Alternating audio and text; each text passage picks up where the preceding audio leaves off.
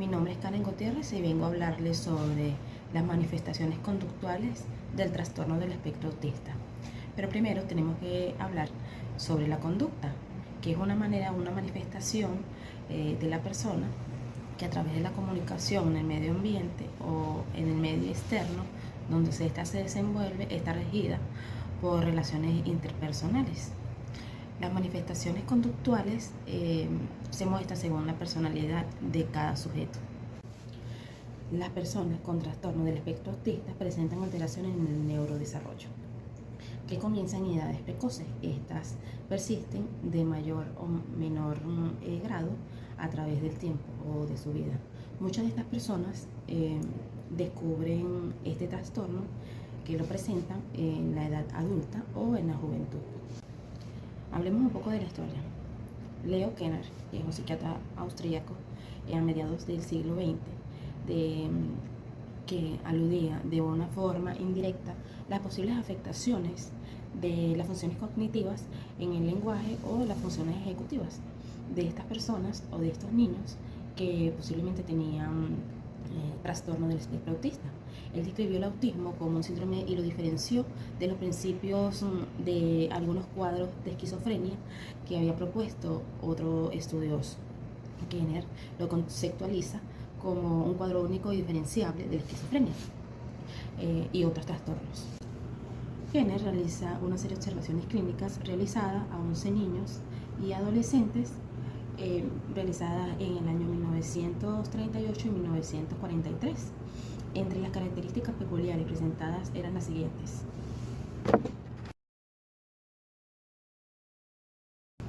retraso de adquisición del lenguaje y uso frecuente del mismo, ecolalia.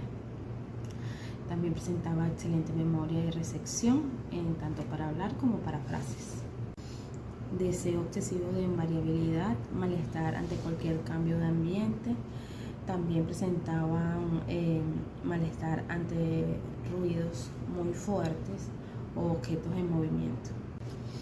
Kanner atribuye una elevada inteligencia a estos menores, ya que basándose en la capacidad para reproducir oraciones completas y secuencias de números. La carencia de afectividad e interacción con sus progenitores. A Kanner le llamó total la atención y llegó a plantearse una relación causal entre la relación entre la falta de afectividad y las peculiaridades de sus pacientes. Kanner asumió el autismo, como hoy en día lo conceptualizamos, como un trastorno del neurodesarrollo. Al entender las manifestaciones conductuales de los pacientes como componentes constitucionales de respuesta emocional, el vigente DSM-5 parte del concepto de autismo y elimina los subtipos de trastornos generalizados del desarrollo que se manejaban en la anterior versión y mantiene como síntomas nucleares las alteraciones de comunicación social, así como las actividades relacionadas con esta, los patrones de conducta, intereses o actividades restrictivas o repetitivas. El DSM-5 incluye también especificadores de nivel de gravedad, comorbilidad, con déficit del lenguaje y dificultad o deficiencia intelectual.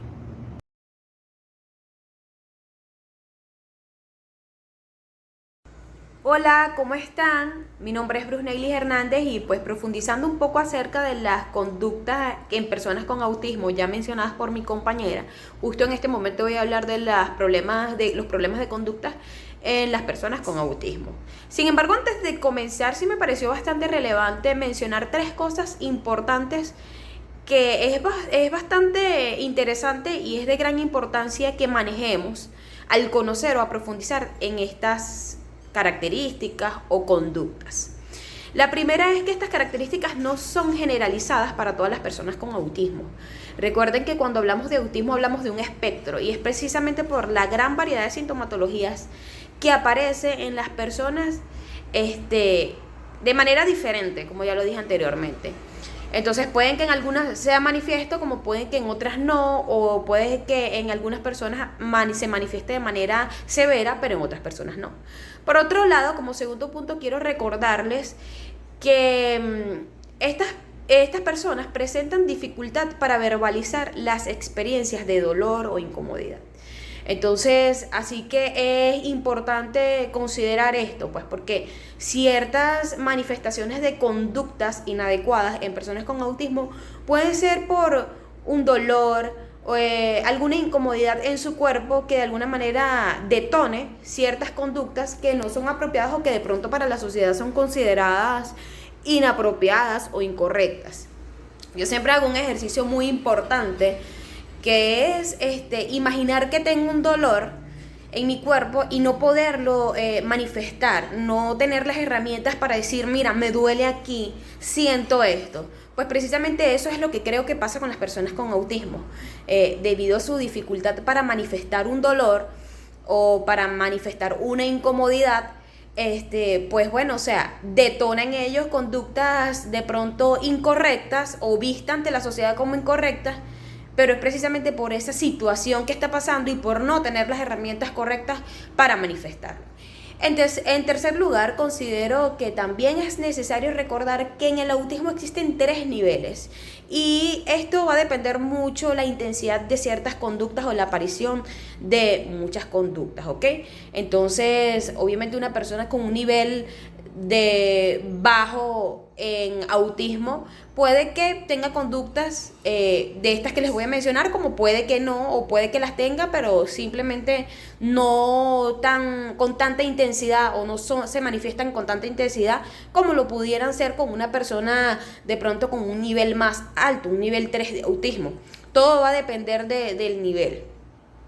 Ok, ahora sí hablemos un poco acerca de los problemas de conductas que se manifiestan en personas con autismo. Entre los problemas de conductas más frecuentes, observamos en los niños y en general con las personas con TEA que manifiestan conductas que amenazan su propia seguridad, es decir, se autoagreden, ¿ok? Como se golpean la cabeza, se muerden, se arañan. Y otra de las conductas bastante frecuentes es escapismo. Estas personas tienden a huir de ciertas situaciones que les incomoda o ciertos contextos sin medir el peligro, ¿ok? También otra es una negativa a comer o a dormir, ¿sí? Por otro lado, estas conductas de agresividad no se manifiestan nada más en ellos mismos, también tienden a generalizarse a los miembros de la familia, las personas que la atienden, a círculos cercanos, pues. Entonces, en este caso, pues esto tiende a generar un poco de, digamos, desestabilidad en las relaciones o en los contextos familiares o cercanos, debido a estas conductas agresivas que pudieran aparecer. También las personas con autismo manifiestan ciertas negativas persistentes a las peticiones de los adultos, desde desobediencia hasta el extremo máximo de la incomunicación, como un mutismo selectivo, que es seleccionar ciertas personas con las cuales tú puedes hablar, o una catatonía. Por otro lado, también están las rupturas de las normas, leyes, que en la mayoría de edad puede implicar incluso hasta una comparencia en el área de justicia. Y entonces esto podría traer serios problemas. También tenemos lo que son las alteraciones emocionales negativas con extrema irritabilidad, ansiedad o descontrol emocional, o también a veces desencadenando por una emocionalidad extrema positiva, o sea, una alta sensación de excitabilidad.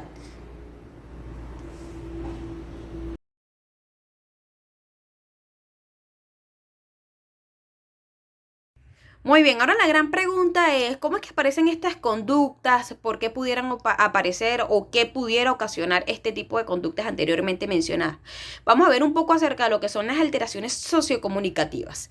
Ya sabemos muy bien que las personas con autismo, entre las primeras características que manifiestan es el escaso deseo por relacionarse y se asocia a la no respuesta o a la falta de reciprocidad socioemocional. Eso ya lo sabemos. Pues también sabemos que vivimos en una sociedad, que somos parte de una sociedad que de alguna manera va a exigir una comunicación, una reciprocidad socioemocional, una actividad social. Y esto de alguna manera puede generar en ellos una presión que se puede ver manifestado en reaccionar con escapismo o con conductas que de alguna manera manifiestan un estado de ánimo negativo. Es decir, que esto pudiera generar en ellos estrés, que puede generar las conductas anteriormente mencionadas como agresividad, de autoagresividad o una agresividad generalizada a las personas que le rodean. También puede generar irritabilidad, no sé si ya lo comenté.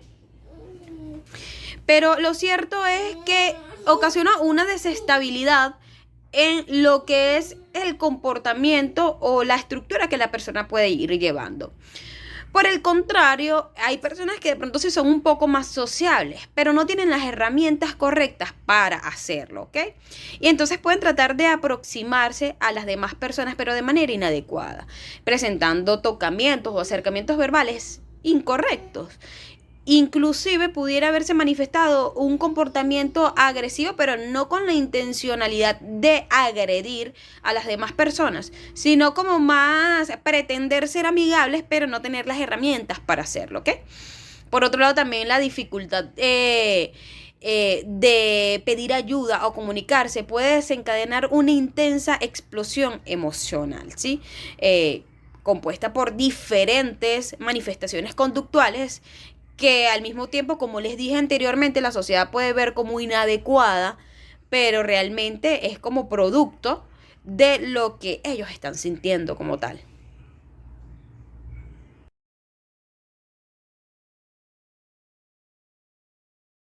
Y hablemos de lo que son los comportamientos estereotipados e intereses restringidos y alteraciones sensoriales. Es un hecho ya y sabemos que las personas con autismo tienen cierta inflexibilidad a los cambios de rutina, al entorno y a las rupturas de rituales. Y esto puede acompañar diversos problemas conductuales. Las personas del alrededor tienden a tener dificultades para identificar estos rituales o estas rutinas y pueden interpretar que las conductas manifestadas por las personas con autismo son un sinsentido, cuando en realidad esto obedece a un comportamiento compulsivo de aquellas personas de su alrededor. Explico, porque si nosotros como representantes o como entorno de una persona con autismo sabemos que de alguna manera le desestructura la falta de rutina, la falta de ritual o el rompimiento de estos, de alguna manera nosotros tenemos que anticiparnos a la ruptura de esto para de alguna manera hacer más llevadera las conductas y evitar que de alguna manera puedan aparecer esas alteraciones conductuales que no queremos o que ya sabemos que de alguna manera van a suceder, ¿ok? Por otro lado está la hipersensibilidad a los estímulos sensoriales diversos. Puede provocar relaciones conductuales extremas en diferentes lugares y en circunstancias, que a veces la familia puede que no los identifique. También por otro lado está la hiposensibilidad, que es un factor de riesgo porque esto puede ocasionar autolesiones que pueden llegar a ser lesiones físicas importantes sin reacción aparente al dolor. Por eso, por lo menos en la hiposensibilidad, se puede producir de alguna manera la disminución de la identificación y la percepción física, como lo son las sensaciones del hambre, del cansancio, la plenitud de la vejiga o una intensa plenitud gástrica. Y esto puede reaccionar una inanición, insomnio, alteraciones del control del esfínter, y una obesidad, ¿ok?